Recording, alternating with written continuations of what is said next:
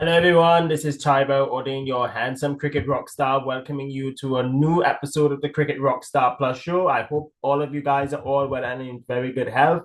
Before I start, ladies and gentlemen, make sure you all follow me on all of my social media platforms for all things personal related, cricket and football. Without further ado, let's get down to it very immediately without any bias whatsoever. The round of 16 of the FIFA Men's World Cup started over the weekend. Canada's dream came to a crashing end as Morocco's Atlas Lions produced an absolute masterclass as they thrashed Canada 3 goals to nil. The Atlas Lions were absolutely cooking, pressuring high, dominating the midfield battle, and punishing every defensive lapse. Now, they were bogged down in the first 45, where Canada's defense kept them in the game. But as soon as the second half came, Morocco came to light in a very serious way, and from there was no looking back for the Moroccanians. They will face France, who defeated Paraguay 1-0 in the second round of 16 match. Now, remember the last time when Morocco and France had played was in the 2022 World Cup, where Les Bleus defeated Morocco by 2 goals to nil in the semi-final. But we will talk about that in some point.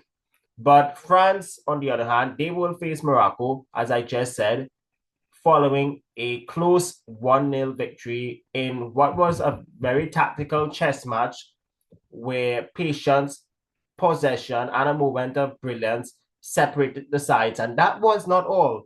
Tempers flared on a couple of occasions, especially in the second half and after the match. Now, 3 France players were handed out yellow cards, while one player from Paraguay also was booked as well. But honestly, what were the referees thinking? I mean, Paraguay for most of the match were playing like Karachi. They wasn't in the game one bit. They were good in defense. However, where did it all fall apart for the Paraguayans was when they started fighting and playing karate on the field and not taking the football very seriously. But like I said before, they did park the bus brilliantly. But Les Bleus, they unlocked the code by going through their defense with clinical finishing, I should say. And then in the 70th minute, everything just changed as a tackle inside the penalty area had to go straight to VAR, and that led to the referee pointing to a spot for the penalty. And Kylian Mbappe in the 70th minute blasted it into the back of the net, and that was the final nail in the coffin for Paraguay there. In the end, France go through, while Paraguay, despite upsetting Germany about a week or so ago, they now crash out of the World Cup. But let me just say this, ladies and gentlemen. Coming back to the Morocco Canada game, Morocco looked like a side full of confidence, while France, on the other hand, they played very well, but they had to remind everybody that tournament football is about finding ways to win, even from difficult situations when you aren't at your dazzling best. Moving away from that, Sunday's doubleheader produced not so surprising results, or should I say, the results in Sunday's doubleheader wasn't a surprise at all. But one of the big guns in Europe, in Mexico City, had to survive a thriller. We will get to that in a few seconds from now, but we have to talk about Morocco a bit. They surprisingly, or should I say, they stunned Brazil, not so surprisingly, 2 goals to 1 to reach the last 8 for the first time in their football history. Now, Norway, in its first World Cup since 1998, they have never reached a quarterfinal. But after 28 years without being in the World Cup, the Norwegians are back at the big showpiece and into the last 8 for the first time. And they all must thank its magician, their captain, Erling Haaland. He contributed with a brace. And keep in mind, folks, Erling Haaland is still in the race for Golden Boot. He's currently tied with Lionel Messi and Kylian Mbappe for most goals in the competition. And it also goes to show, and it proves that football isn't just played on paper, it's played on the field and on the pitch. The Norwegians' defense was absolute warriors on the day, no doubt about it. They countered with pace, showed incredible composure, while on the other hand, Brazil, they threw everything in the kitchen sink. and forward in the closing stages. However, it wasn't good enough. Or should I say the Brazilians were completely mediocrity. They had a chance to go one goal up in the first half, but a penalty that should have been taken by Vinicius and was given to one of the other strikers, he absolutely blew it. Now, I feel sorry for Vinicius, but he should have taken that penalty instead of that other striker, to say the least. But we'll not talk about Brazil anymore.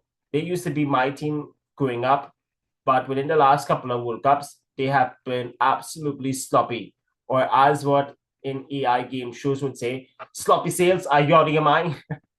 But nevertheless, bye-bye Brazil and big up Norway.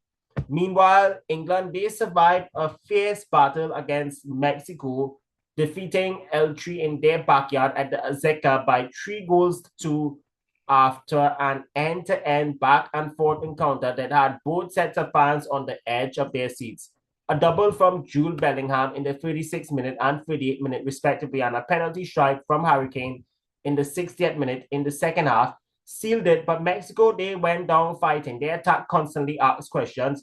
They did, however, score twice through Julian Quinones in the 42nd from a free kick and Raul Jimenez from the spot kick in the 69th minute. But it was a little too late. However, England, they had to hold on to 10 men after Tyrelle Quansale's red card, which went to the VAR, did hamper England a bit, but overall, their clinical finishing in the final, third, and ability to capitalize on key moments did prove decisively. It was, however, a proper heavyweight battle where both sides left everything on the pitch. But in the end, congratulations to England once again. They had to toil. They had to fight very hard. Now, so far in this World Cup, outside of Mexico, another team that gave them fight was the Democratic Republic of Congo. That was in the round of 32. But England, they continued to keep things late and still, however, got the job done.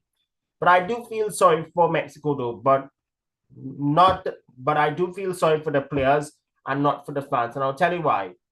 There have been a number of occasions in the last few games in the World Cup where FIFA should have suspended play due to you know what it is. And I'm talking about those inappropriate homophobic slurs that is being yelled out by the crowd. This 4-letter people. Now, FIFA and CONCACAF has cracked down on it a gazillion of times. And what has FIFA and the Mexican Federation done?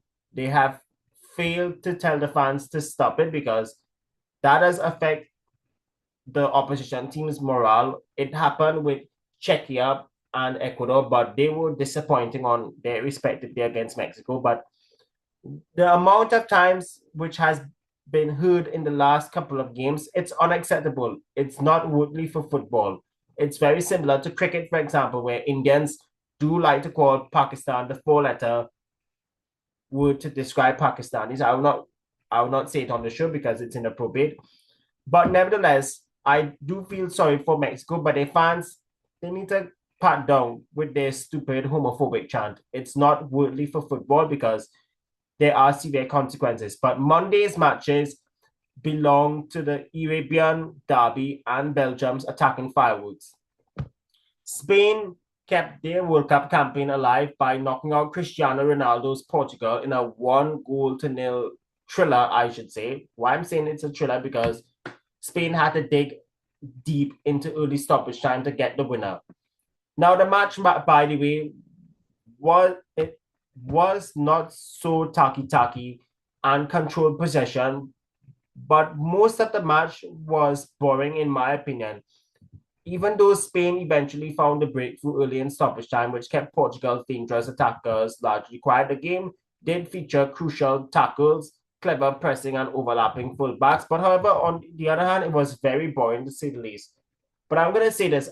While I'm pleased that Spain knocked out Portugal, they should have scored more goals on the day. That would have given them the better psychological advantage. However, Spain will now face Belgium in the quarterfinals. This is after Belgium dismantled the United States of America by 4-1 in what was a ruthless display from the Belgianese team. The Red Devils, they were in full flow throughout the match, stretching the American backline with slick passing, devastating wing play, and ice cold composure in front of goal. The US, however, in the first half did show heart. However, when it came to the second half, they were literally out of the game. They were completely blown away. That's why I said it was a blowout compared to Morocco's 3-0 victory over Canada. Why I'm saying Morocco's 3-0 victory over Canada wasn't a blow because Canada did play better, but their defense was absolutely poor in the second half. But the US performance against Belgium was absolutely mercurial. Why? Because they were playing so good for the first 2 out of the 3 group stage games. They got the wake-up call against Turkey, but then came the game against who they played in the round. When they played Bosnia in the round of 32, they did find some rhythm. However, this game against Belgium, they were a complete no-show. Sorry to say it. But Belgium, on the other hand, they simply shifted into another game whenever the match was threatening to become very competitive.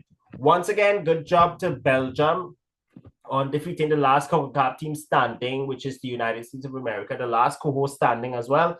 I'm glad that Mexico and USA aren't into the last 8. And I did predict before this World Cup that both Mexico and the US would flop. I'm very impressed by how Canada did play in the World Cup, especially in a home World Cup. But there's a lot to build on for all 3 CONCACAF teams. All 3 teams need a serious wake-up before the next set of qualifiers that start in the coming years. Belgium, on the other hand, they did have to defy the odds earlier because FIFA and the White House, they tried to do them dirty, but played what was their best game yet. And what I mean by that, though, ladies and gentlemen, just yesterday, or should I say on Sunday it was, FIFA President Gino Infantino did something unexpected, and that was suspending the 1-match ban for Fulan Balogan, who was sent off in the game against Bosnia in the round of 32 for what I still say is a reckless challenge. I did not see that as a yellow card. That was an unnecessary tackle, to say the least. But let me just say this, ladies and gentlemen. FIFA and White House got some serious karma in their tail tonight. That's all I want to say, which means that tomorrow's 2 other games, which pits Argentina and Egypt and Colombia versus Switzerland, will determine the final spots for the quarterfinals. And that's going to do it for this episode of the Cricket Rockstar Plus Show. I'm Tyrelle Audain, your handsome cricket rockstar, letting you know to be good, be cool, stay frosty, and most importantly, always check in with your friends whenever they aren't in a good mood. Bye-bye for now.